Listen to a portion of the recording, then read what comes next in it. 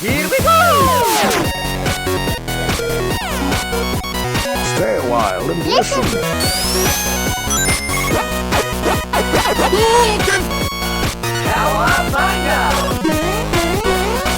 It's good! You're here, you've done it again. You have tapped, clicked, scrolled your way to Colette and Matt Enter the Chat. A weekly conversation about video games and a show that the New York Times calls one of many podcasts. I'm your co-host, Matt Silverman, joined as always by the other person in the title of the show, Colette Bennett. Hello. Hello, that is me. What's poppin'? The end of the year is drawing near, and She's doing the whole show in rhyme?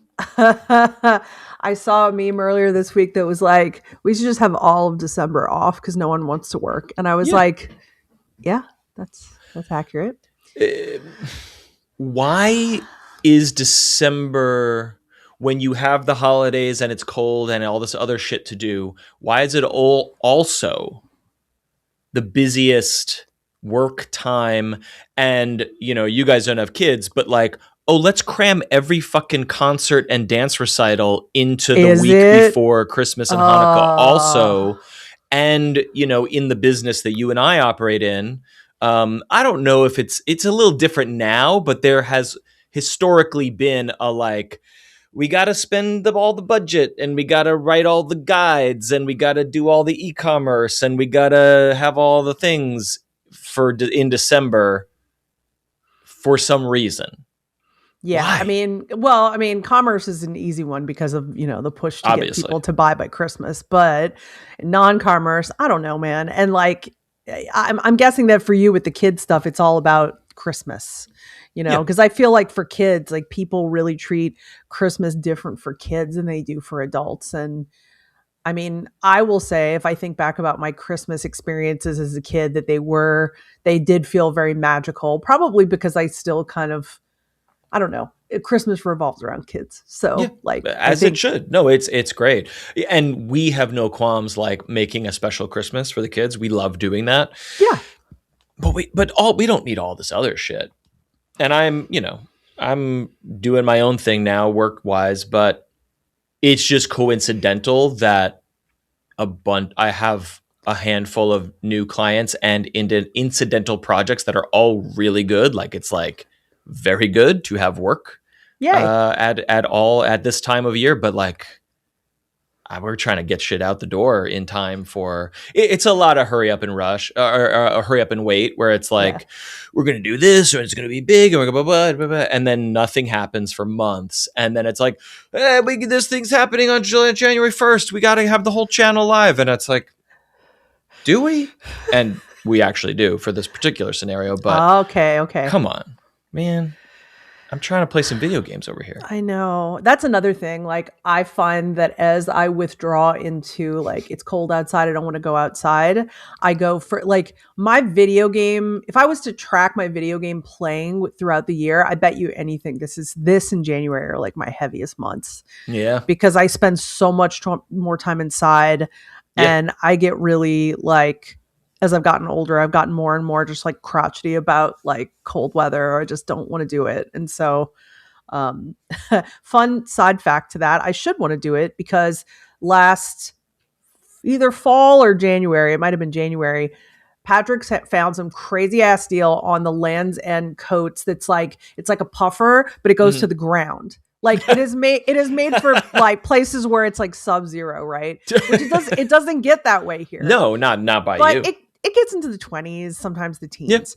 But I will get very grumpy. So anyway, he found this coat for like 70% off or something. Right. So I think it was after, maybe it was like February, but he's like, you should buy this. Like Land's End is a really good product. And I was like, that's a New York coat. Like, why do I need that here? And he was like, you should get it. It's just great. I'm like, okay. So he talked me into it. I bought it. It came super nice coat. Like if you've never bought their stuff, impressively well made. So yes. Like, okay. Can confirm. I swear to God, like a Land's End box may have arrived today in our household for some purpose, a gift for someone, I presume. Definitely but yes, convince me I should be buying more Land's End. But at any rate, so I get it home, I put it on. It is like wearing a bed. Like, yes, right. You are That's what I'm wearing envisioning. your comforter, A comforter, outside, a duvet, and then it's got yeah. like the sleeves that go like there's an inner sleeve that's like this, so it's like no air's getting in. Yeah. Like it is so thoughtfully made. I'm into it. And and it has a hood, and I'll put that Yeah, shit oh, on, yeah. and I'll be like, can't touch me. Like I can't feel You a can't damn touch me. thing. And then you are able to get out of the house I could and experience the world. I was thinking about maybe like testing it, because last year I didn't. Last year was mostly like, oh, I gotta like go take the garbage out at 6 a.m. or something, like before the garbage trucks come. But like this year we actually have a brand new Crystal Kind Christmas market that we haven't been to yet, and it's here where we live. It used to be in the city, but it's relocated to our town, which is quite a ways out of the city, but maybe they wanted more room. So I'm like, man, we should go, and I should wear my giant coat so I can like really road test it. Yeah. That's the perfect test run. That's my coat story. So maybe I should try to get out a little more this year, but it's great for my backlog. Well, which you guys will hear about on this episode. If you would stop playing more Stardew Valley, that would be great for your backlog as well. I would get really far if that happened, but it's probably not gonna. Hey, although this week I played no Stardew Valley, so that means I actually have other things to talk about. We're going to talk about this, but speaking of increasing your backlog, let's get into the news. We're really just going to cover one thing today, which is the Game Awards. I don't know about you. I don't really care too much about the awards themselves. I really enjoyed watching the show to just see crazy ass trailers and previews, and not enough of shadow drops for my taste. Not enough demos necessarily, but it was a big long show. I watched most of it, and we were watching along with our Discord community, and there's some good shit in here. So like, I don't know, we're looking at a GameSpot article that covers like the big things. Everything that I wanted to talk about is in here. We're going to cherry pick just things that are interesting to us. So if there was anything that you had wishlisted or noted that's not on this list, shout it out. But I figure we'll just go in order and grab whatever is interesting.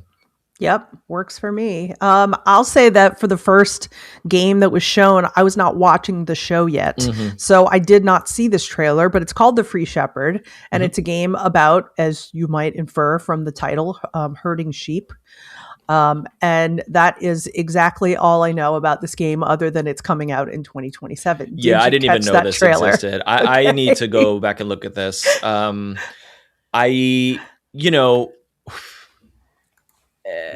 I loved Herdling, which is about herding not sheep, but fantastic beasts called calicorns. Yes. It is one of my favorite games of the year. I think, sorry for the spoilers, but it will crack the list for me for game of the year for sure, because it's a very special game. Yeah. So like, I'm interested. I'm interested in shepherding games. There is something to that. It's very pretty. I just pulled it up on Steam. You're a sheepdog and you are herding, but it's just absolutely gorgeous, huge landscapes. I mean, look, I'll play a game where I'm a dog. Like, that sounds great. I want any excuse to be a dog or a cat for a while. The more I think about it, there have been a lot of dog and cat games, but none of them have really blown me away. I feel like the last dog game that I really adored was Okami. And with Okami 2 on the way, that's the dog game for me. That's the one I'm going to look out for. I gotta really think about that. I think the last cat game I loved was probably Little Kitty, Big City. No, I liked that game too. Stray. Thank you. Yeah. That's probably the last cat game I really loved. But I will definitely check this out. I hope there might be a demo, because now that I'm looking at it, it seems. Oh, if there's a demo, I'd love to take a look. Not yet, but I would like to see one eventually. That would be nice. Speaking of demos, so I'm scrolling down here. We're not going to cover everything. It's just too many games. But the Capcom game Pragmata, I guess I must have missed the latest trailer. I didn't see this live, but they showed more of it, and there is also a demo of Pragmata on Steam and Oh, I maybe other missed that. platforms. And I saw missed some that. folks, some friends on my friend list, and also members of our community were checking it out. We had talked about this when it was revealed during some showcase previously, and I don't know.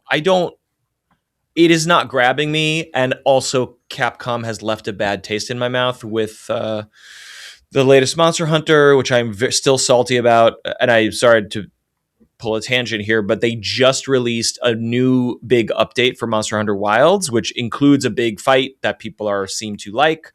And they also were like, CPU and GPU optimizations. We've optimized this and optimized that. I'm like, oh, maybe this game is finally playable.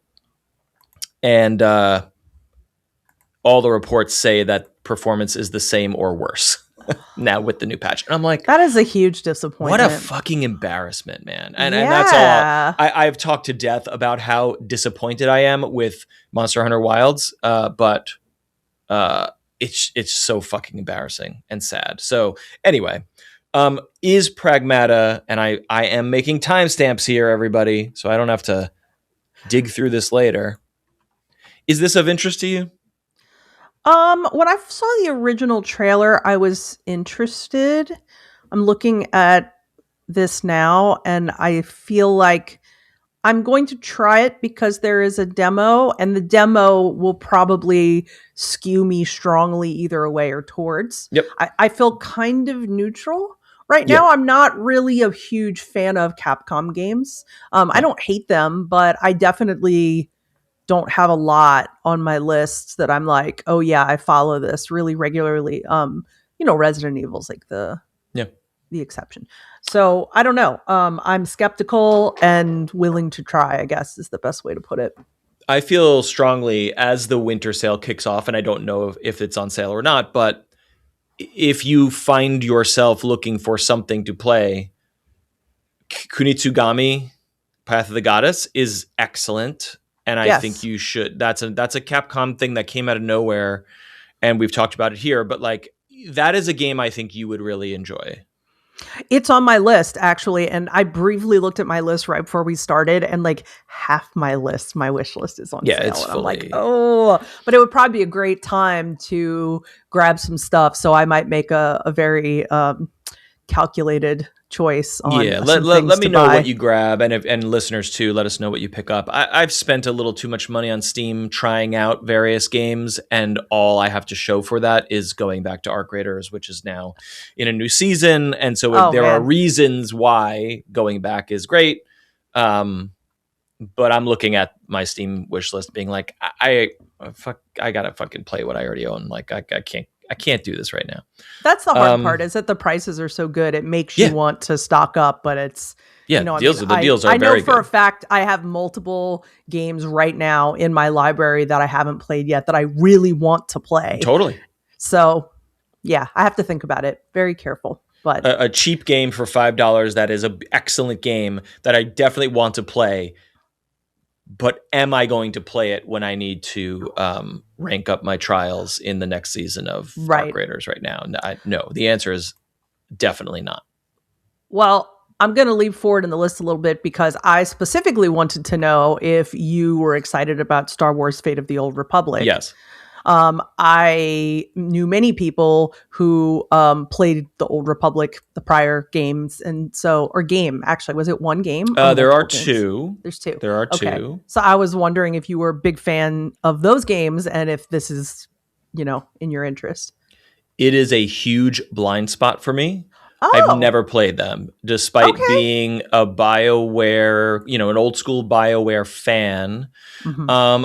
I didn't fall in love with Mass Effect as some do, but I loved obviously the Baldur's Gate games were co-created or published by BioWare, whatever.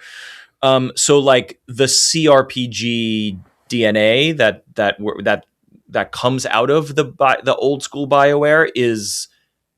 Those are that is a genre that I love, but I totally missed KOTOR, and I always have it on my wish list, and I always think to go back to it. And everyone on the internet's like, it's still great. It's still one of the best ones. And I look at it and I'm like, am I going to play this 30-year-old game to now in 2025, and where am I going to play it? Am I going to do it on mobile? Is it going to be on Switch? Like, what do I want from this? And I can never bring myself to pull the trigger. Like, would I even go back and play Baldur's Gate 1 and 2, despite how much I love them? Like, they are old Maybe not. games. Yeah. And let me say this. They are old games that require an immense commitment. So I have felt skittish about pulling the trigger on KOTOR. That said, I think this is excellent news. I don't know much about Casey Hudson, but he is obviously integral to the original games, from what I understand. Okay. He's either the creator or co-creator or writer, maybe director of these originals. Yeah. So I think this is awesome, and this is, if and when this is wish listable, like, I am very interested in playing a modern version of these games. So I'm excited, but this seems to be very far away. So we'll see. Yeah, I'm looking at it, and another part that I'm wondering too is, could you, because it says here, I'm looking at GameSpot article, that we're telling a completely new and different story. Right. So I guess you could play it without having played the other ones at all. Which is great. You know, and like many fans our age, is the Old Republic the setting that you and I want from Star Wars? Not necessarily. It's not our favorite part of the franchise. Great stories can be told. I'm also, you know, I'm not a space magic Jedi guy. I am a spaceship, fly these weird junker machines through outer space kind of a guy. So right. I was just thinking about this the other day of like, I wish there were more, I want more spaceship and scoundrel video games from Star Wars. Outlaws is great. I love Star Wars Squadrons. I love Battlefront 2, because these are just like, you're an alien with a gun, and best of luck out there because the galaxy's falling apart. Like that. That's what I want from Star Wars. I don't necessarily care what the Jedi are doing 500 years before Luke Skywalker, but I do have faith that those original games are great and that this game has the pedigree to also be great. So I'm interested. Yeah, for sure. One thing that I think we should definitely talk about for a minute is the Divinity trailer, right? Which, you know, the next big project from Larian obviously is of huge interest. And I think it also marked a trend that was carried on later by the folks who made Amnesia: The Dark Descent have a new trailer in here too called Ontos. Did they really? Okay. They do. And the reason I'm bringing them up in tandem is because both trailers were incredibly disgusting. As a horror fan myself, I hate to admit that the internet was like, oh my God, like, what is this? And I was literally like, great. Like, yeah. I was very interested in your take. I was not surprised, but I totally expected you to be like, whoa. And you were like, whatever, man. I've seen worse than this. I'm not a gore horror person, but like, if it happens to be done well, I'm cool with it. Yeah. And GameSpot actually had a story that was like, man, the Game Awards were just gross this time. Like, why were they like that? And I was like, I get it. It's not for everybody. Some people are very meh about that. So I knew of Divinity. I tried playing original Divinity a long time back because a friend went up and down telling me how good it was. Right. And I had a hard time connecting with the system. I remember that it felt very crowded to me. And that's kind of how I feel trying to play Baldur's Gate 2. There's just a lot of things happening on the screen. And I feel very like there's a lot of things. It's a lot. So I'm wondering if this Divinity will follow that same type of layout. I'm kind of assuming it might. But I will say that this trailer definitely was like, what the fuck is happening? And also I'm interested because it's so gruesome and what world is happening? Like, what world are we in where this is happening in that world? Right. Totally. That's the vibe for me. 100%. This really caught me off guard for a handful of reasons. Number one, okay, like you said, there are dirty, grimy, and let's say like rated M trailers in the Game Awards. Like there is blood and violence and guns and sexy ladies in a lot of video game trailers that we saw. Cool. But this trailer, and I didn't even watch it live. People were already talking about it when I finally got home to start watching the stream. Yeah. And I was like, what are they talking about? And I went back to watch it. And they specifically were like black screen for 5 seconds. And it was like, hey man, this is for adults only. Yeah. Watch out. Okay. Do not proceed. And then they go ahead, and I'm going to mark time here for Divinity. And so, without getting into the gory details, like very, very visceral, very, this person being burned alive, people like whipping themselves, self-flagellating, and people like having an orgy while this person is burning alive. And then this person burning alive seems to be, they're being punished or tortured, but then it turns out there is some demonic force that is coming out of them that then takes its revenge on this village that is burning him, which is pretty fucking awesome in whatever twisted demonic way you want to look at that.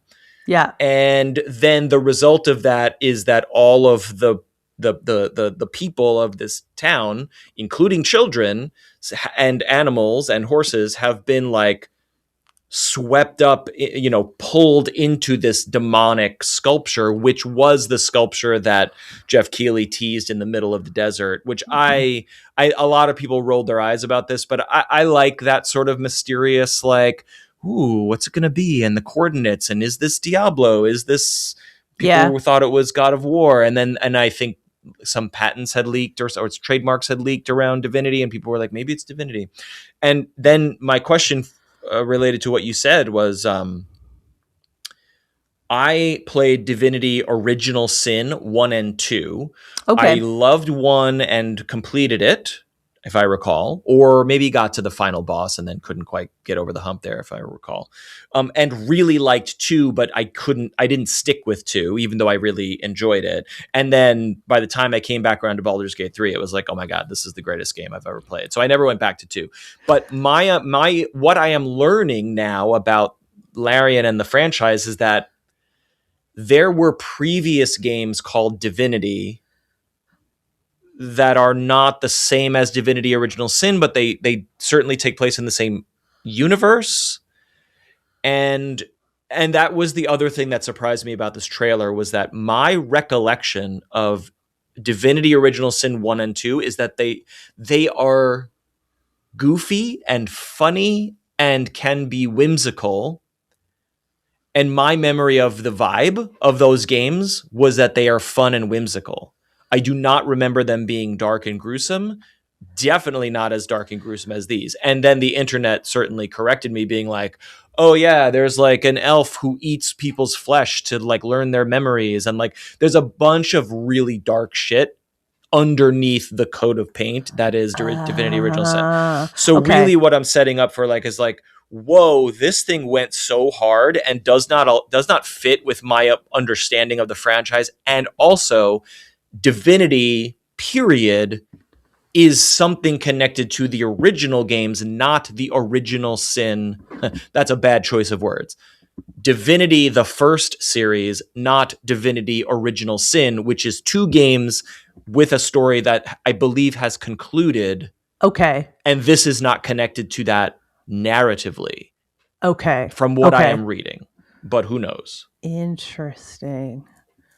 Well, I don't know a lot about the old. You just taught me more about the prior series than I already knew. I literally just learned it this week, truly. Yeah. I didn't really understand the whole thing. But I mean, I will say that, to me, right?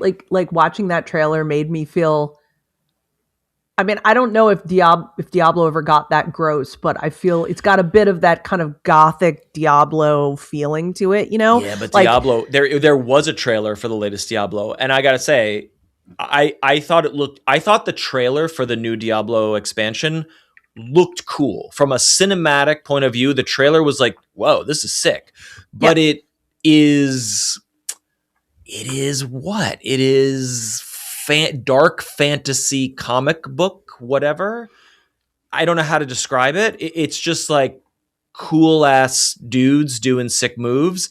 And this thing, Divinity, was like, what the fuck, man? You know what I mean? Like, yeah, it's a big what the fuck. It's a big what the fuck. I'm curious to see what the rest of the game is like. Also, I find it incredibly interesting, and I didn't go deep into people's like reactions, but like most people are like, oh man, there's like pigs vomiting, and like you see someone burned alive, and there's sex, and no one's like, there's a child like clapping her hands. That's happily. what it was. That's what it was. That was probably the most disturbing part of all the things happening, and the fact that people are like fornicating while death is happening too. Like, I feel like Larian really wanted to show, like, there's that one like real quick cut scenes where it's like someone eating flesh pulling away, etc. That is just supposed to communicate like how disgusting humanity is. Correct. That's the vibe, the read I get. That's why it's so disturbing. Yes. Yeah, and then like when what happens to the man on the sculpture happens, a weird part of me was just kind of like, yeah, like fuck them, like, you know, those horrible people got what was coming to them in a way. So I'm very curious about, you know, what world this happens in, and it's so disturbing. And even if you care nothing about the world of the franchise, you're like, well, what is this? You know what I mean? Like it's very well. It's an extraordinarily well done. It is. Trailer. It's a very good trailer, you know, disgust aside, in my opinion. Yeah. So like the trailer is not good because it's disgusting. The trailer is good because like, to your point, it's like, yeah, man, humans we kill other humans and laugh about it. Like we fucking hang them from their throats or burn them alive. And that is like a fun time for the whole family. That's what human history is. Yeah. And to pretend that we're above that or that we are not those people is bullshit. So it reminds us how fucked we are. And that's why it's good. And it's great. So. Well, I mean, another thing, and I'm not saying that we've gotten so much better, but like this particular era that they're showing based on costumes and stuff. I mean, this was absolutely like known historically for that kind of era. So there's that too. Anyway, and it's more complex too, because it's like the cruelty of this village burning this person. We don't know who this person is. And this person is clearly in immense suffering. Like that's the other part of this, is like you really see suffering. When these kinds of scenes happen in a movie, we cut away and then it's just like, you know, but in this we are watching the suffering, and it's like, how could a town do this to someone? Oh, wait, he's actually a fucking demon. And so who is right and who is not? Are they right to burn the demon, but then the demon gets revenge, so they fucked up? Or who is at fault? It raises the questions, the narrative questions that a good trailer should. And I think it's great. And after playing Baldur's Gate, I will absolutely be interested in anything Larian does going forward. You know? Yeah, for sure. Okay. I'm scrolling down. What else is catching your attention here? I just wanted to quickly mention that I'm interested in Order of the Sinking Star, because that's from Jonathan Blow, who was Braid's original developer. Oh, that's right. Okay. That game made a pretty big splash back when I started writing about games. Yeah. I haven't thought about him in such a long time. I didn't know that he was still doing things. So I'll be really interested to see that, because I found Braid to be a really moving game. Mm-hmm. And then the next big and probably the biggest thing on the list for me is Control Resonant, which I was thrilled to see, did not know was coming, did not expect the Control universe to get bigger, really. And I love everything about what I saw. I absolutely love the fact that Dylan Faden, who is the brother of the protagonist Jesse from the first game, is is a part of it, and that, you know, the battle is going outside the oldest house and it's going to other places. And it got me really excited to just replay the first game and get ready for this. And, you know, I've said on the show before, I am, you know, just absolutely a just freakishly huge fan of Remedy. I just think the writing is superlative, and I could not be more excited. So this was my moment of the show, for sure.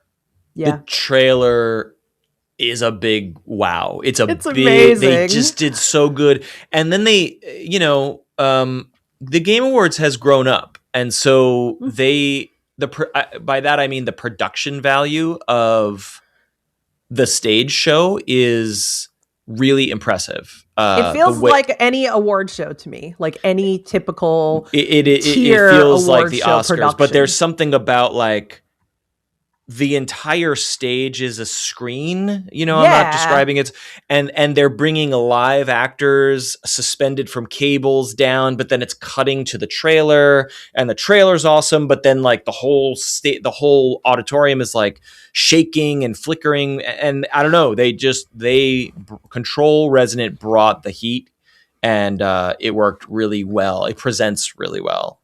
Yeah.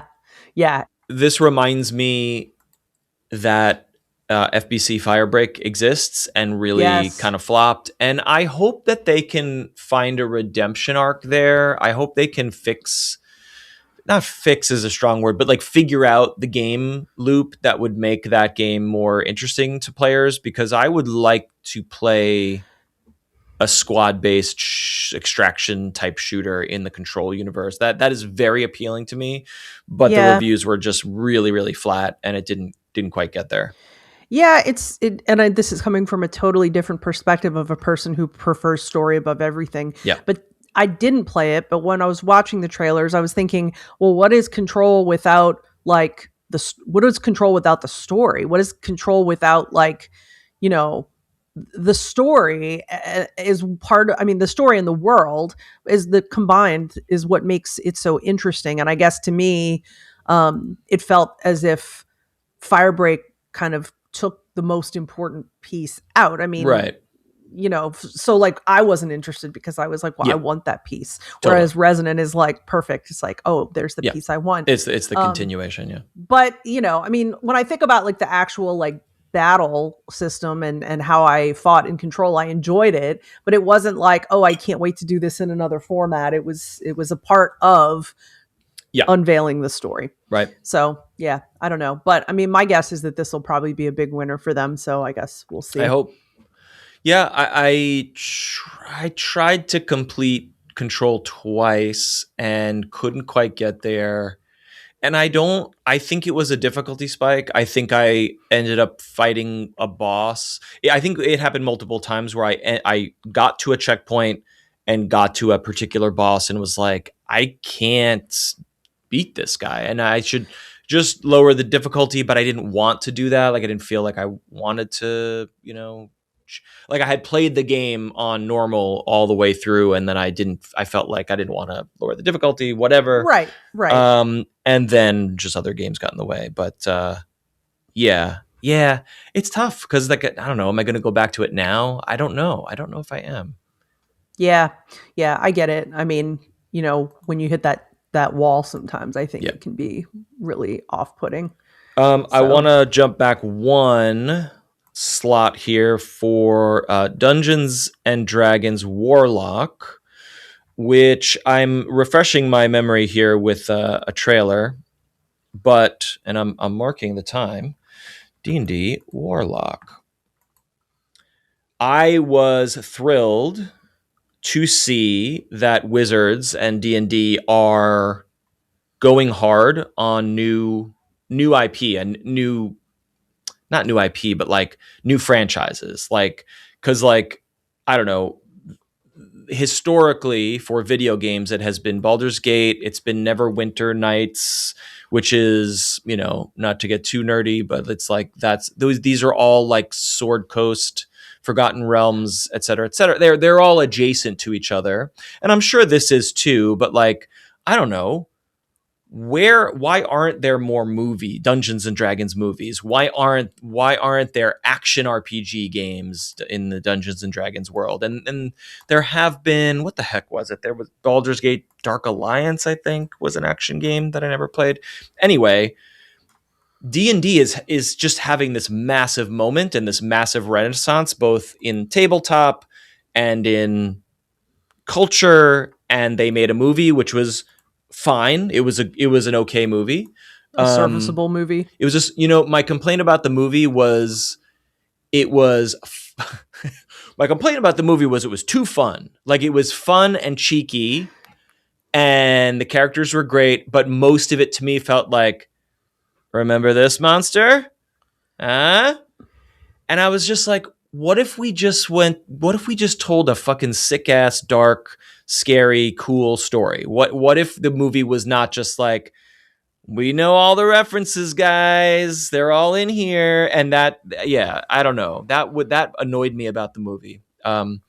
Anyway, I want to see and play more Dungeons and Dragons media. And so I was pleased to see whatever this game is called Warlock.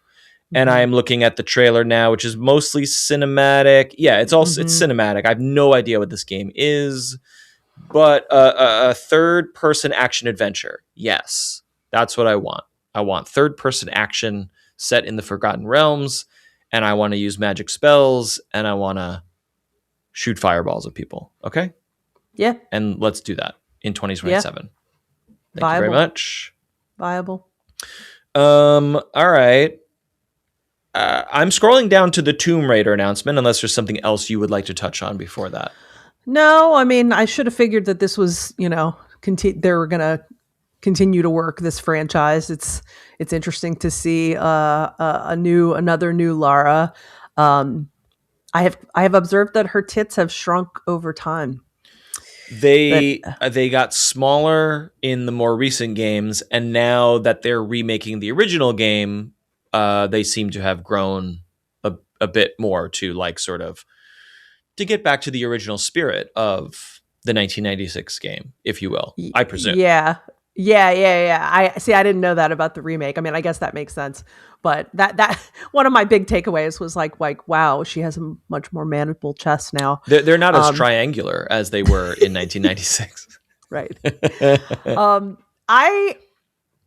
I do not think I have ever played a Tomb Raider game, except there was one Tomb Raider co-op game I played. I'm trying to remember what it was called that I really liked. Yeah. But other than that, I've never been a fan of the franchise. So yep.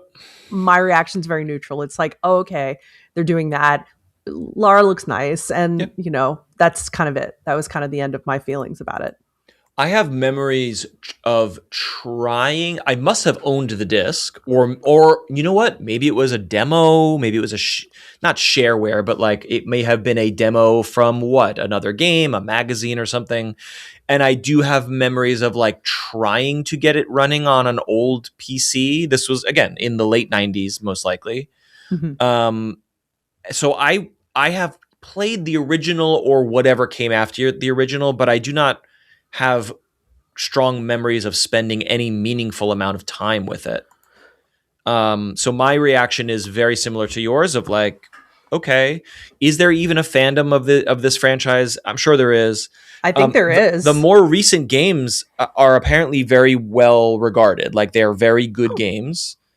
I think it makes me want to play the second one, because I think I got it in a Humble Bundle or something. So I own Rise of the Tomb Raider, one of them. And, I'm down to be Lady Indiana Jones any day. Sure. I've never played Uncharted because it was always PS5 or PlayStation rather. But I like the genre. The announcement here is that there's a new game coming out called Catalyst, which seems fine. And they are remaking the original 1996 game in a modern engine. Which is interesting. Cool. It's cool. It's interesting. And so, like, what is that going to be? Is it going to be a 1-to-1 Unreal Engine version of the original levels, or is it some sort of reimagining? Who knows? It's called mean, Tomb Raider: Legacy of Atlantis, which we is probably need to learn more, but I mean, I would assume that it's probably going to be kind of like some sort of reimagining. I don't know, I because assume. I feel like, when they do these remakes, what I always think of from the business perspective is like, you're selling this to a new generation of people, and Totally. yes, the original players may want it, but I don't know if the main impetus is to cater to the original players or to draw new players in, or it's like a 50-50 of both. Right. But like, was I a developer or in a development space, I think I'd be thinking about, what do we need to do to take this original product and translate it for a modern audience? So I think a modern audience, and some developers, they do like the reskinning, and then they also make a remake, and Right. so it's kind of like catering to both. And I guess Yep. that's if you have the time and the resources. But I would imagine that at this point, the original Tomb Raider would be, I think it would behoove it to be reimagined. Yeah, I think you're right. Same with because Silent Hill. Like, Silent Hill's being remade, Silent Hill 1. yeah, And that remake. Please don't just skin that. It looks, it would look terrible. Exactly. The remake of 2, for example, was not a 1-to-1 thing. No. It was a rebuild. Yeah. It was a complete rebuild that, but the maps were more or less the same. The environments, yeah. So I think all that's fine. I just think it has to be interpreted through a lens of modern hardware and modern design. It's making me ask the question, what is valuable about Tomb Raider? Is it the actual game? Is it the game itself, or is it the concept of Tomb Raider? And I think you're right that it's the concept. It's like, hey, let's do these sick ass adventures and have cool weapons. And I mean, I think it's even simpler than that. I think it was, we're going to play the lady with the big tits and the hot ass, and then everything else kind of got connected to that. But it's got well, originally definitely, but it's got to be more than that in the modern era. Not to get too, I guess that's true, down a rabbit hole, but like, I can't speak to Uncharted. I don't know much about the franchise. Indiana Jones as a concept, he is an archaeologist who wants to preserve history and keep it out of the hands of Nazis. He wants to protect it. The phrase Tomb Raider doesn't really feel good in 2025 and 2026 in a world where we're like, hey, maybe all these native people's artifacts shouldn't be in the British Museum. Maybe taking things from the cultures that were plundered by colonial powers is the wrong way to approach archaeology. So I don't know what Tomb Raider is doing with that concept. I'm sure they're not that shitty about it, but I'm just thinking even about the fucking phrase Tomb Raider is not the greatest concept. That's a really good point. These days, but I don't know more than that. That's a really good point. I hate to admit that I hadn't thought of it, probably because I don't think about Tomb Raider that much. Why would you? No. But very, very good point. Very good point. Let's keep moving here. Were you invested in the Forest franchise? People love it, but I don't know much about it, or if you have anything to say about it. I watched Patrick play a little bit of it, and it decided ultimately that it wasn't really for me. It did not hit in a way that made me want to pick it up. He seemed to really enjoy, I believe, the multiplayer from Interesting. Playing the multiplayer with friends. Yeah. But because I think it's survival, isn't it? I think it is. I think so. I think it's it survival also just horror. Survival horror. It looks really cool. It's not a game that I would seek out, but it looks the previous game and this trailer just look really good. And that's all I can really say about it. I think they are good looking games. Yeah, I mean, I think it might be something that would be potentially fun to play. It seems like with friends, but so this is Forest 3 or The Forest 3. I don't know what the official title is. But yeah, weird creatures, lots of fog, creepy. Yep. Let's scroll down to something that I mean, outside of Divinity and Star Wars, this might be the thing I'm most excited about from this whole thing. Did you see Orbitals? Yes, it's beautiful. Right? And I'm very interested in it right off the bat because I love the way it looks. I mean, the animation style is riffing off of like some of the most classic anime ever made. So it's obviously going for like a very kind of I'm trying to think of the right way to put this. Like it's going for like a nostalgia vibe, which is going to hit like people in my age range. 80s and early 90s. Yes. Real deal anime from ye olden days, imported from. This is my era Japan. of anime, basically. Right. So the minute I see it, I have those feelings. But that said, I think that what I saw, I was really excited with immediately because, I mean, aside from the super nostalgic animation style, the fact that this is a split screen co-op adventure really appeals to me because I'm always looking for things to play with my husband that we both will really like. And I think this is a no-brainer as far as that goes. It's not like anime games don't exist, but this is very like... This has a particular thing going on. Yeah. It reminds me of like Rumiko Takahashi, who's like a really famous manga artist that has done all these series that you've heard of, Inuyasha, Urusei Yatsura, Ranma Half. Like she's iconic. The style really, it's not a one-on-one, but it's like kind of giving that feeling. Yeah. Anyway, TLDR. Can't wait to play it. So yes, I feel the same that you do. I wonder if it's couch or it's co-op. Like that's the couch question. And local. Well, we'd have to have another Switch. Here's the thing. A couple things. I don't know for sure. This is exclusive to Switch 2. To Switch 2. Okay, so we'd have to buy the Switch 2. Is it platform exclusive, but it probably is a Switch 2 game. I don't know that it would run or be made for the Switch 1, but who knows? Okay. But I am just co-signing everything you just said and only adding like co-op spaceship game. Like it is something where you're on foot, but then you're in a spaceship and you're working together. Someone's flying the ship and someone's doing other things in the ship or outside the ship. Like everything about that, I want it.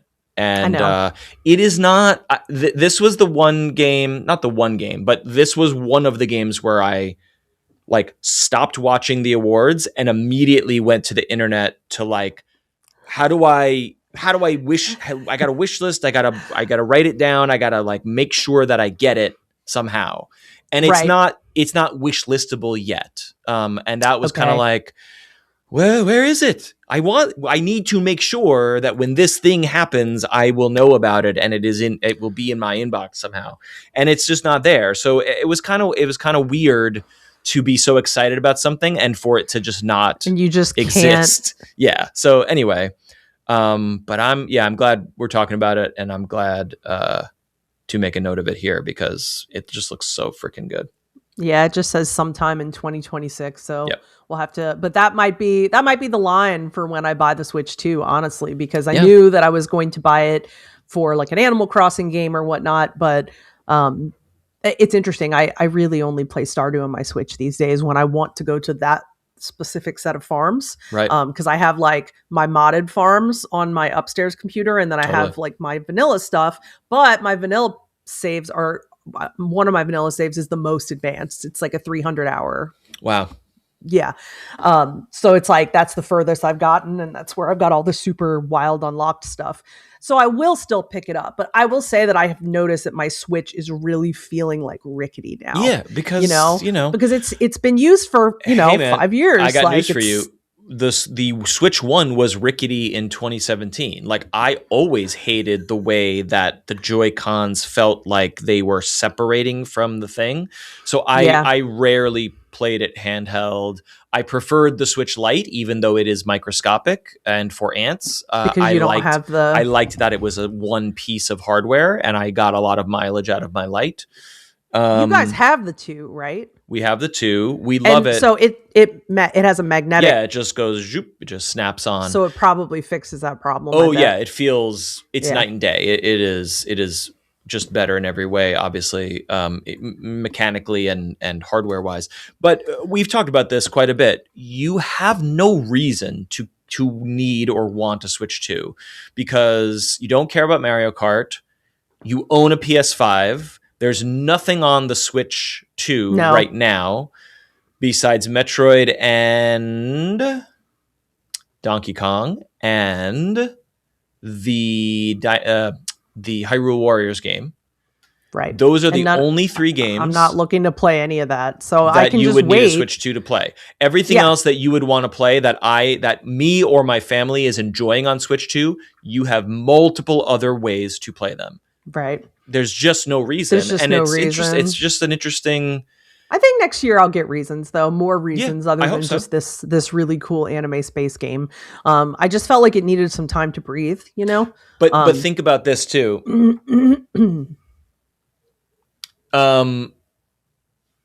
Why would you need a Switch? Well, there's exclusive games that you can only play there, or hey, check out this very novel, interesting thing where I can undock this thing and play it handheld. Whoa, it's taking the world by storm.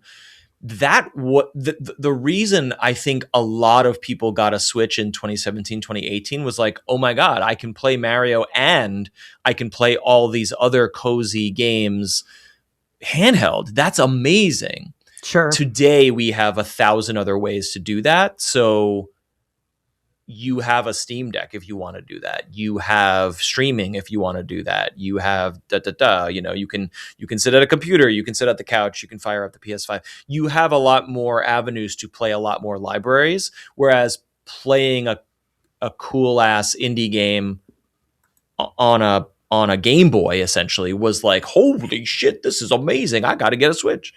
Yep. It's just not that world anymore. So yeah, it's just different. It's totally very, different. I guess what I'm starting to crystallize is like Nintendo really needs to freaking bring it with the exclusives if they want to meet or exceed the success of the Switch. Yep. And that's very interesting to me. Yep. Yeah. No, I agree with you. In a world where, it's been so long since the Switch 1 and everyone has gotten a PS5 or moved into PC gaming since then. Right. It's I don't know. That's just an interesting thing. Okay. Refresh my memory. Did you do Diablo 4? Did you play it and fall off? I got it and I fell off, and I think falling off was my decisive point where I was like, I am not interested in Diablos as a franchise anymore, which is really sad because I was so into it. And I've come to the conclusion that for me, Diablo 2 was like the peak. I enjoyed the remake, but the remake definitely felt dated despite being it was more like a reskinning kind of, a little spruce up.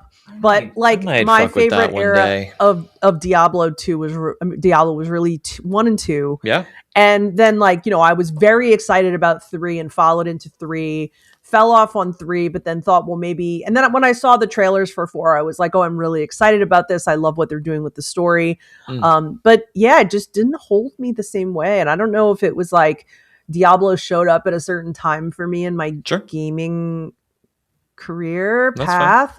And it just hit right. Whereas now I just have I had no reaction to this trailer, which is a little sad, but it's okay. I had big reactions to other trailers. So, but you played some Diablo, what? I loved, I didn't love Diablo 3, but I enjoyed the end game aspects of it, and also continue based on what we were just talking about. I enjoyed playing it on Switch. It was a very good Switch game because you're just grinding out rifts and getting a little bit stronger, and so I'm interested in those kinds of games. But I very much agree with you that Diablo 1 and 2 is like, what's up with this town?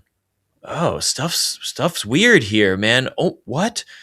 creatures from underground. Oh my god, it's a portal to hell. Like that is like whoa. And now in the franchise and in the lore, it's like how many times can you fight God before the story is born? Like, well, and here's another piece. What you just described, 1 and 2, they were solo games, really. I mean, you could do some partnering up in 2, and I did it back in the day. Okay. But that's not really what the focus of those games was, because it was a different type of game that was successful then. I think with 3 and 4, they were like, okay, we have to engage this huge player base that wants to be online. And that is not a player base I am interested in. So it became less and less of interest to me because it's built more for those things. And I am built more for the kind of solo gaming adventure. So that's why I think it doesn't fit me anymore. But I mean, I feel like there's still plenty of people playing it. So I don't know. People have their fair share of critique about Diablo at this point. This is an expansion called Lord of Hatred, which we talked about briefly earlier in this show, which is just like, I thought this cinematic just was cool, but that's it. I don't know anything about whether fans care about this or not. Yeah, I'm not really sure either, but I know that I don't really care. I recently, in my post Arc Raiders grief, where I was sort of like done with everything I could do in Arc Raiders for the moment and waiting for the next season, which has already started, I kept bouncing around to a variety of different games and demos, being like, I don't know, everything sucks compared to this game that I love. I hate that. It's a shit feeling. It's a very first world problem, but we feel it. And I reinstalled Path of Exile 2 because it has gotten a ton of updates, and I think it has been, the progression of that game has been well received by the hardcore community that surrounds it. I did not actually fire it up. I did not get around to it, but I am really, really craving. What I think Arc Raiders did to my brain is remind me that I'm craving like a social sandbox MMO experience. I want to be in a world where players interact and that players control markets and gear is bought and sold and people have guilds and what, like I'm very, very, I am craving that experience. And I have been looking around and watching reviews and testing out little things here and there. And all the MMOs on the market right now are, I don't think they're good. I am not interested in them. They're either not sandboxy enough. They are very much like, you are the chosen one, and these all these other 10,000 players are also the chosen one, doing the same quests that you are doing. I'm like, that's not what I'm interested in. Yeah. What I really want is EVE Online, and that's a fucking full-time job and and a monthly subscription. And I can't do that to myself. So I'm searching for something that's like that. And right now, Arc Raiders really is that, because it's just like, hop in, can't believe what just happened, made some friends, made some enemies, put it down, come back tomorrow. And that's great. Anyway, point being, I might go back to Path of Exile too, at some point. I've thought about that a few to times scratch too. the Diablo itch and to be like, I'm grinding this and I'm leveling this and I'm building this character and you are doing something totally different, and maybe we are interacting, maybe we are trading, maybe we are finding ourselves in a run together, and that's, I could be interested in that again. Yeah, a friend of mine was like, what I love so much about Path of Exile, the original, was that it feels like Diablo 2, and that people didn't like what Diablo's developers did with 3, and so they wanted to make that game. Totally. And I tried going back and playing it, and it didn't stick with me, but then when I started playing Path of Exile, it did stick with me. And I remember that what happened was we got stuck up against this one boss that we could not beat. Okay. And it was the wall thing, right? It was when you hit the wall and you go, oh, I'm not going to do this that was anymore. Path of Exile 1? 2. This was 2. Okay. Yes, but then I kept seeing in my Steam updates all the things being changed, and I keep thinking like I should go back to. Yep. So maybe it would be a good idea for me to also fire it back up, because with my memory, it'll be like I'm starting a new game. I think I almost. would have to but basically start over, and I honestly couldn't remember how the game is structured or how multiplayer works, and so I was just like, I hope I'm not going to be lost. Are you at this time in your life? Are you interested in a grind game like that? Yeah, I mean, I feel like a good grind game is always good to have on hand. Right. You know, like to have something that you're like, I'm just kind of in a grindy mood tonight. And I, to be honest, don't really have one unless you count, Stardew counts. Stardew as a grind. Absolutely counts. Okay? So if that box is ticked, go with God. You don't need to find anything else. But yeah, I was curious. I'm not going to make this a conversation about Stardew, but I'm quickly going to say I got to a point in my big heavy save where I opened Mr. Quee's quests, which, if like anybody knows, like these are like late game things you get on Ginger Island, and some of his quests that you earn money on, you have to like go cave diving, like in Skull Cavern and stuff. Oh yeah. But it's like twice as hard. And so it's like the highest difficulty you can unlock for those caverns. And I'm just getting my butt kicked. Like, and once again, I'm back in the, how does this game, how did one person make all this? Is it a skill ceiling problem, or is there gear you could aspire to grind to get to make that doable? You know what I mean? There's gear that you can buy that can help you specifically with the type of problems that are in there. And I was actually thinking about trying that later tonight. But I mean, it's just hard. It's hard. It's really hard. Right. So, and it's like the same thing. It's like get to level 100 of the cavern in one day. And you're like, oh, wow. Oh, damn. Okay. Yeah. So do you get the checkpoints though? Do you get the checkpoints for each 10 levels or something like the mines, or is it a different system? I've never gotten that far. If you finish the quest, you unlock that. Because when you go into where the Skull Cavern is, there's like a skull on the right with a button. And when you go press it, it's like question mark. Like, what is this? Oh, I see. But if you finish this advanced quest, you get the ability to navigate the Skull Cavern. It's a cattail. Hey. You get the ability to navigate the Skull Cavern like that as well. Yeah. So, kind of want to do it, just do it. Yep. But anyway. All right. What if I told you, what if I combined the two greatest things ever? Okay, hear me out. James Bond, okay, cool, and handsome, Lenny Kravitz. Cool, handsome secret agent, British guy, and as you said, Lenny Kravitz. Name a better pair. My first thought when he came out was, how has he never been in a video game before? Like, he should have been in Cyberpunk. He should have been in like all these other games. Like, he would have done well in Cyberpunk. He is a video game character. Yes. He is a video game character. Yes. The man is like he's 60 something years old. Okay. And his abs look like rocks. Like, he is, and he's known for he's known for this, but like he is the poster child for like Black Don't Crack.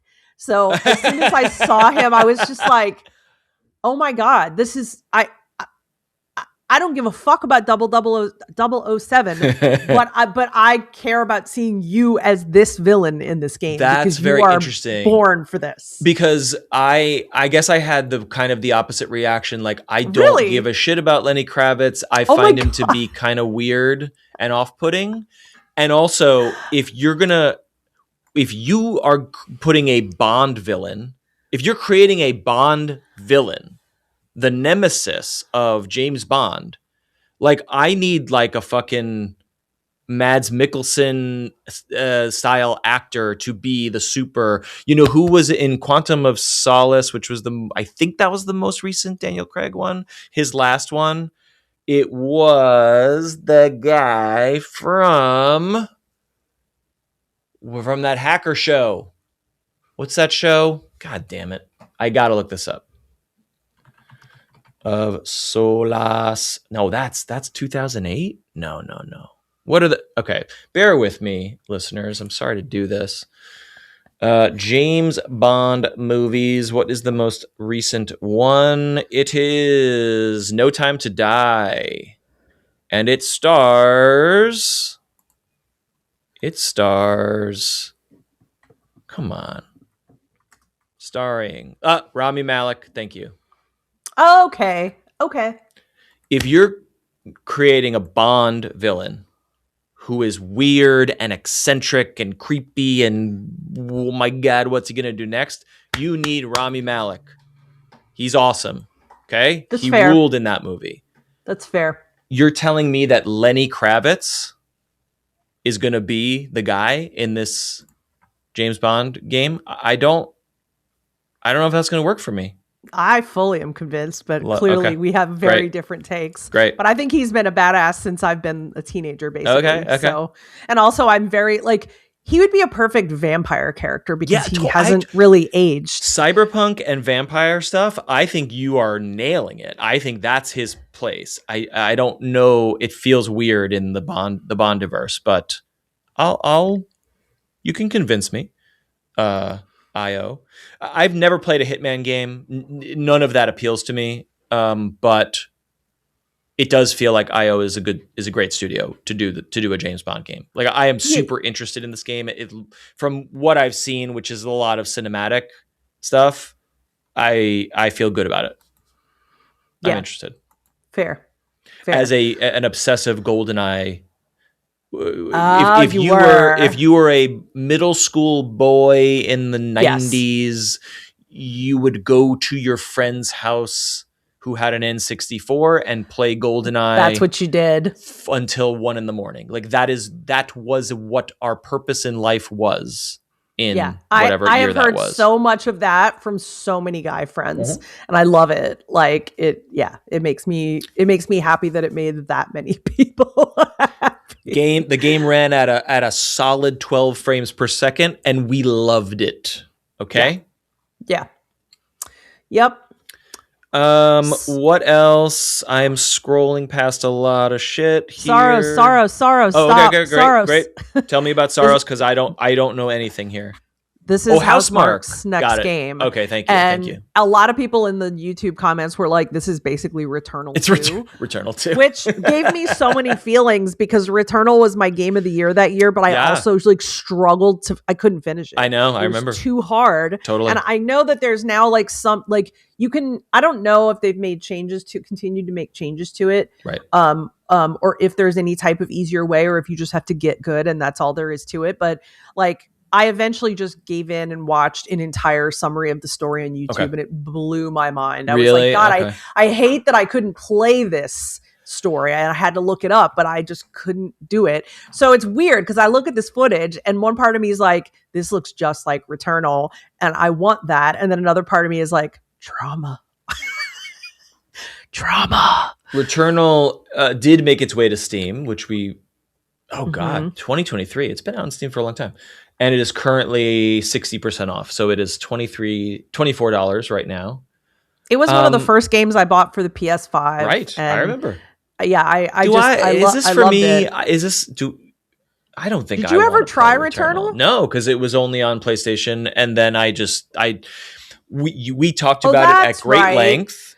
And at the time when you were talking about it, it was exclusive. But, and I never made my wish list on Steam. I think there are elements of it that you would really like, but I think there's other elements. Like it is absolutely not completely linear. It's got a little bit of Metroidvania to it, and that you have to move around a map in different places. So I think you'd like setting. I think you'd like mechanics. I think you'd like combat. I think it's very hard. It's a bullet hell. It's a bullet hell game. Like in the end, so when you're getting into those like bullet hell fights, you're just like, fuck me. Like, let me ask a better question. Is it hard? Is it hard rewarding or is it hard frustrating? For me, it was hard frustrating, but that might be because of my skill level. I practiced it a lot and I got much better at going through the biomes, but I really struggled with the bosses. Really, really, really struggled with them. And that became frustrating for me over time because of how many times I ran it and couldn't get through the end of the biome. Right. So whether or not you'll have that same trouble, I don't know. But I think this say is the reason why why you didn't get it. Never went for it. Yeah. So, so is Saros like connected in any lore way to Returnal, or is it just like a new thing, but it has I the think- vibes of Yeah, Housemarque? it's got the vibes thing, but this is one change I find very interesting. So you basically play this male character. You're fighting to survive on this lost colony. You're in space, etc. You've got the biomes back. You've got the ruins back. You've got the the kind of runs, the combat. But the summary on YouTube says, death is not the end, with permanent upgrades, evolving equipment, and a second chance system that allows you to always come back stronger. Great. And my opinion is that is what was really lacking. Totally. When you play a Hades or a Hades 2, you have an upgrade every single time you come back of some kind that makes you motivated to continue to go do another run. Mm-hmm. And I felt as if it was brutally difficult to get anything to take back with you. And they did that on purpose, was my understanding. But it just was, I kind of made the conclusion, like, maybe this is like the souls of shooters for me. And I just can't, totally. I want reward for my runs. Yep. So I'd be very interested to see how this plays. And I hope there's a demo so I can see how that might play out before I actually buy. Yes. When it comes out. Yep. So we'll see. I do believe it is PS5 exclusive first again. Oh, really? Yeah. Okay. That's fine. So I will probably play it there and turn on my PS5 for the first time in like a year. I don't turn it on anymore. The last thing I played on it was Silent Hill 2. And I think I fired it up when I was like not feeling well and I was in the bedroom and I was like, well, I don't feel that good. I'm just going to play a game in here. I'm so glad that's why we have fully I turned converted you to PC.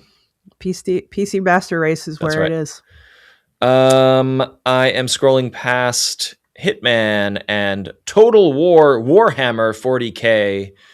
I just never got into any Warhammer stuff, so I can't speak to any of it, but I know it's huge. Ace Combat, okay. Let's talk about Star Wars Galactic Racer for 5 seconds. That seems fun. I don't play racing games aside from Mario Kart. Yeah. They're just not that interesting to me, and I do not care about real cars at all. But if you make that same exact game with Star Wars cars, you care. I'm ready. Let's do it. I get that.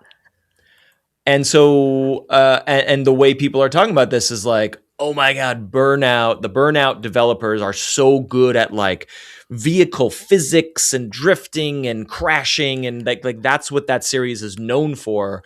And now you're in a speeder or a pod racer. And as much as we all hate the prequels and the pod racing and whatever, like that scene is great. And I've never played the other pod racing game, but that game is also beloved. And so the idea that this, is this a,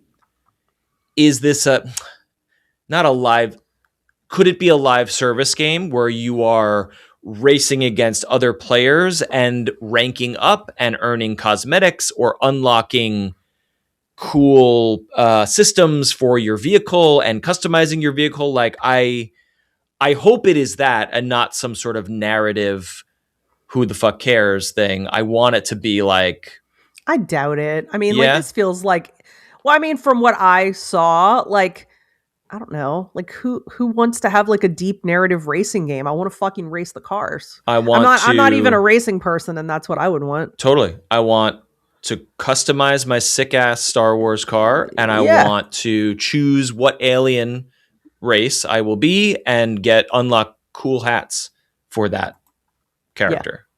Yeah. That's it. I think that is good. So this and Orbitals were like whoa, I need these now. I need these today. Where are they? Games for me. I really am excited about this one. Yeah, for sure. All right, what's next? I think all we've got left is Phantom Blade Zero, which I do not care about. Neither.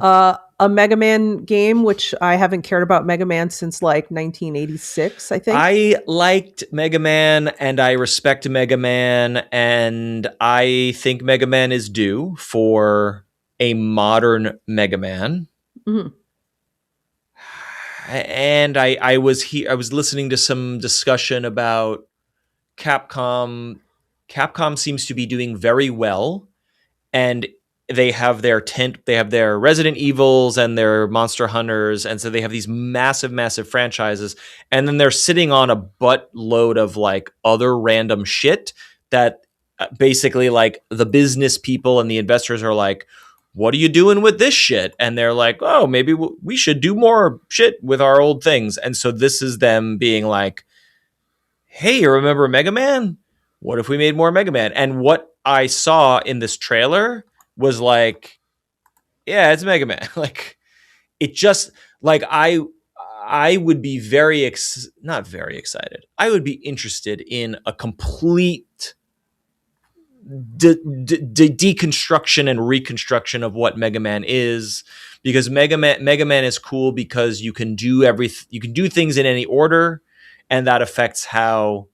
Okay, Metroid is different because in Metroid it's like, I can't open this door. Well, I have to find the super missiles and then come back to this door in order to open this door. There is only one way to open this door, and I must leave and come back to open it. That's Metroid.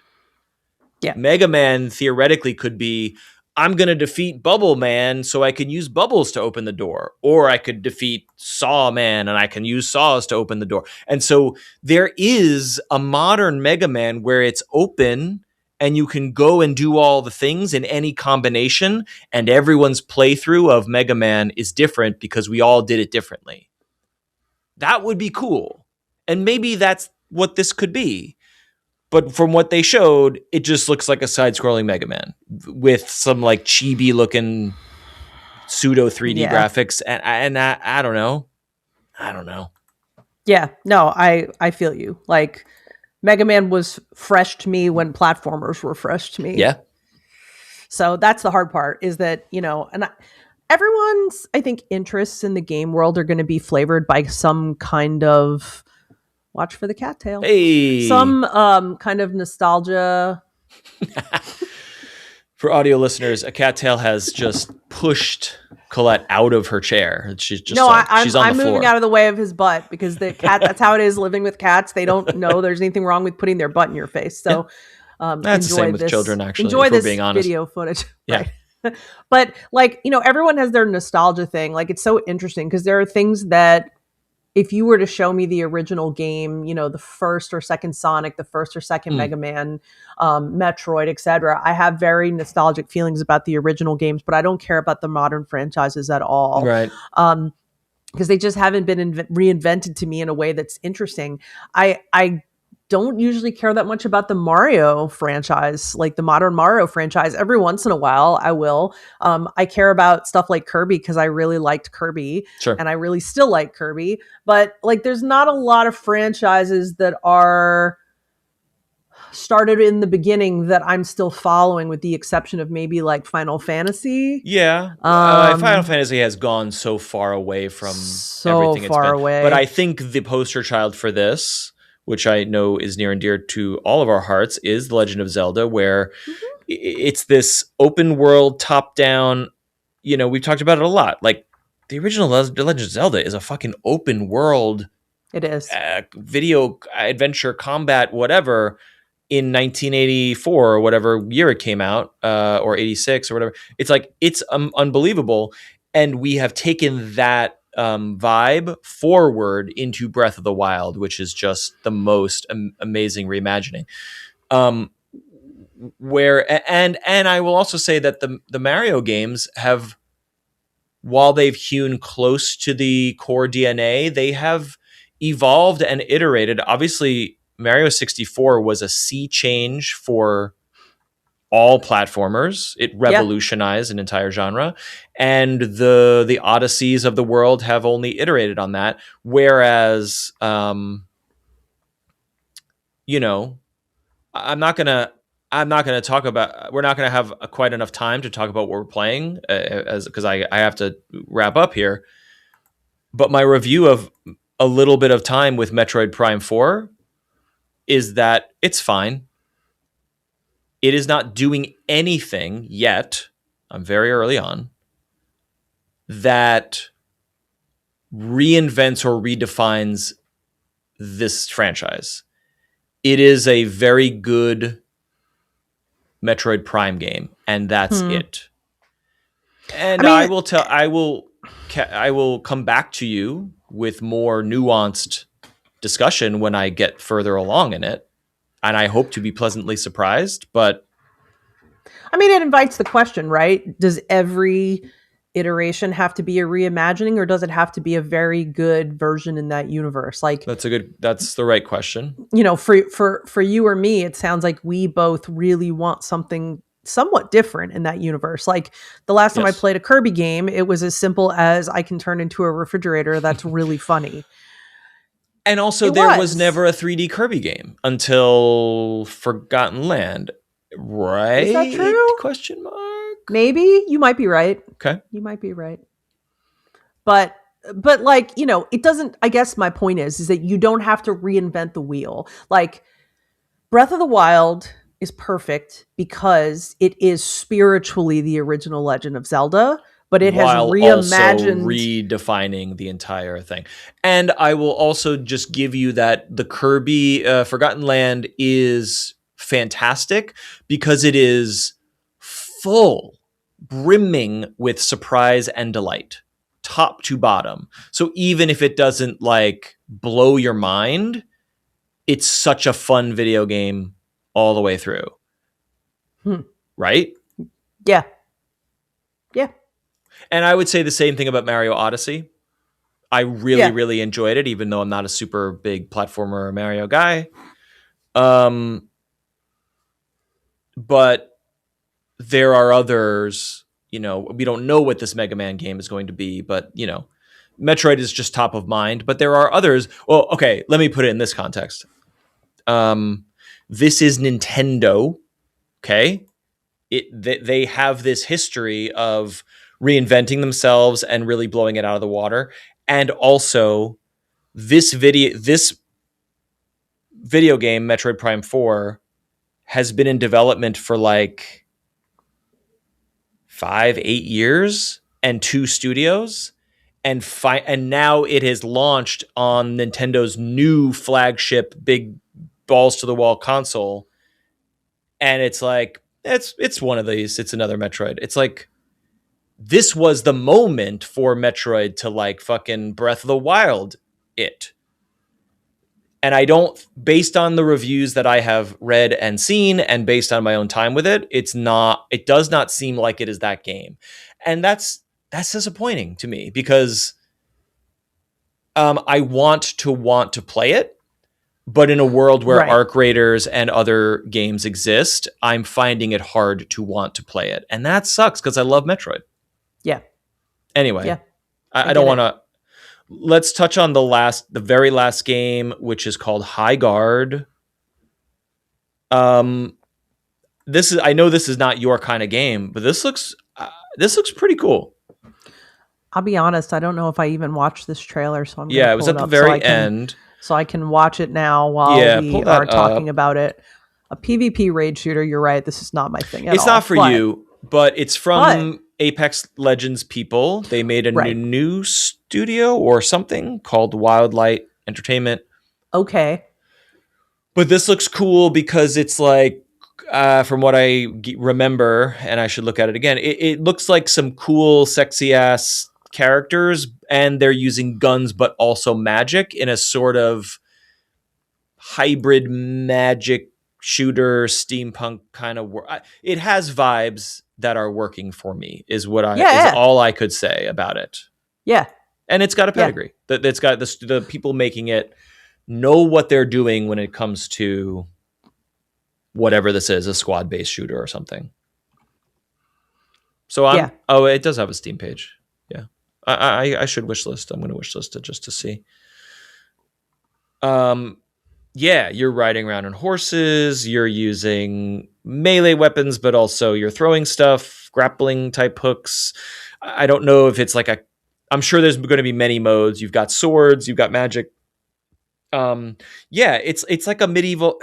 Look, I'll say there's some incongruity because everyone's wearing capes and armor, riding a horse, and then they jump off the horse and they're shooting an AK-47. That is not quite working for me, but the gameplay itself does look fun and cool. I mean, why couldn't they smash those things together though? Because I mean, game worlds are essentially fantasy. Of course, you could do whatever you want. I don't see why not. I guess there's nothing stopping you. This is a deep cut, but at the height of the battle royale craze, the PUBG, and then of course the Fortnite, there were lots of tryhards and clones and whatever that some succeeded, some failed. But there was a game called Spellbreak. Do you recall that at all? I do actually, but I don't know why I remember that. Yeah, I don't. If you look it up, it was Fortnite, but with magic spells instead of guns. And I wish we lived in a timeline where that was the game instead of the shooting game, because Fortnite's great and it's a lot of fun, and I play it with my son and he loves it and it's good. But I would rather be doing lightning and ice magic instead of shooting AK-47s, because guns suck and magic is cool. Magic is cooler than guns. Fair. And I want to wear cool capes and hoods, and you could fly or float.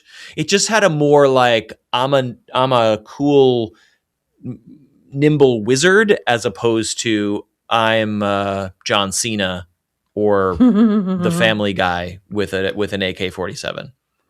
And I liked it better, and it didn't succeed, and it shut down, and I see it in my Switch library, because when a game shuts down but you still own it, and so you scroll past it in your Switch library and you're like, man, I wish Spellbreak existed. You're like, I liked that. I like that one. Yeah. So anyway, wizards with guns, that's High Guard. And Apex Legends, and from the creators of Apex Legends and Titanfall. So, these are people who know how to shoot guns. Oh, this is coming out in January. So, okay, we'll see. I wonder if it'll be free to play. That is a good question. I feel like that's a toss up these days when you see these kind of games come out, because wasn't Apex a free to play game? It was and continues to be. Okay. I think you have to be free to play for this kind of game in 2026, but we'll see. We'll see. Arc Raiders is not, but it's a very different game. Right. Curious. Right. All right. Thanks for listening. Thanks for watching. Please let us know if there are particular games or trailers that you are excited about from the Game Awards. We are always discussing that in our Discord. Links are in the show notes. We need to talk about in the Discord what you're going to buy from the winter Steam sale, because it is now live as of this afternoon, and there's a lot of stuff on sale in it. It's a lot. So if you're planning to buy, we would like to know what you're thinking about buying. Yep. Our Secret Santa is happening in the Discord, thanks to Colette setting that up. So you should have received your Secret Santa gift exchange partner from her. So happy gaming if you are buying or receiving those gifts. Anything else? We're not recording next week because it's Christmas. Right, because it's Christmas. So we'll see you guys back on New Year's week. Where we decided this year that we were going to do our game of the year roundup right in the beginning of the next year. So that is coming for the week of the new year. Yeah. Will that be that first week or the next? We'll figure that out, because I think you and I will probably be playing a lot of stuff over the break and this time over 2 weeks. So there might be more to discuss, and who knows what the news. Who knows how many layoffs and AI bullshit things will happen between now and then to talk about. So we'll see. I need the AI bubble to burst in 2026. That's what I want. It's going to. I really hope so. It's for sure going to. I really hope so. Yeah. We'll talk about it in the future. For now, thank you for listening. Please be kind. Rewind your podcasts, and we'll talk with you in not 1 week, but 2 weeks' time. Happy holidays, happy Chinukaha, happy Christmas to one and all. Festivus, happy Kwanzaa, holidays, whatever you celebrate. And we'll talk with you soon. Bye.